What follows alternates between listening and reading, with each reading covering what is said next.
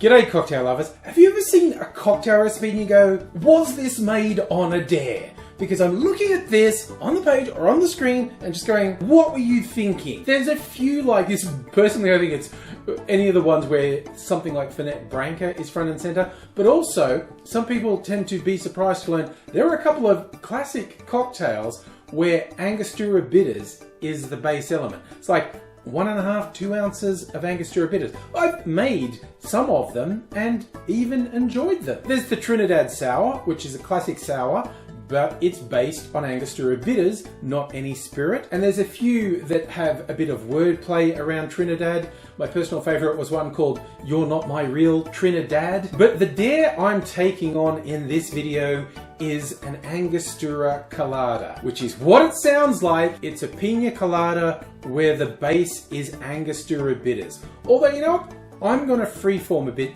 because I have a bit of a selection of bitters. So rather than do 1.5 ounces of Angostura bitters, I'm going to split it, and there's going to be 1/2 ounce of Angostura bitters, 1/2 ounce of Bidermann's Emmanuel, how do you say that? Elemacule tiki bitters, and 1/2 ounce of lime bitters. There are of course a few other ingredients as well, including cream of coconut. I have some homemade cream of coconut that I need to use up, so I'm going to put like twice as much as the recipe says because I really like cream of coconut. It's going to make it a really sweet drink. I don't care, you only live once.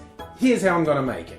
In our shaker, put 1/2 ounce or 15 mils of Angostura bitters, and 1/2 ounce or 15 mils of tiki bitters, 1/2 ounce or 15 mils of lime bitters, alternatively 45 mils of Angostura bitters. Then we're going to add 1/2 ounce or 15 mils of Smith & Cross Navy Strength rum. Then we're adding 2 ounces, 60 mils of pineapple juice, 1 ounce or 30 mils of lime juice, and then normally it's about 1.5 ounces of cream of coconut. I'm adding about 3 ounces of cream of coconut. Add ice to the shaker, shake that really hard for about 20 seconds because you really want to incorporate that cream of coconut. And then in a tiki goblet full of crushed ice, I'm just pouring it in over the top. It's certainly an amazing color. It's certainly an amazing flavor. It's not bad.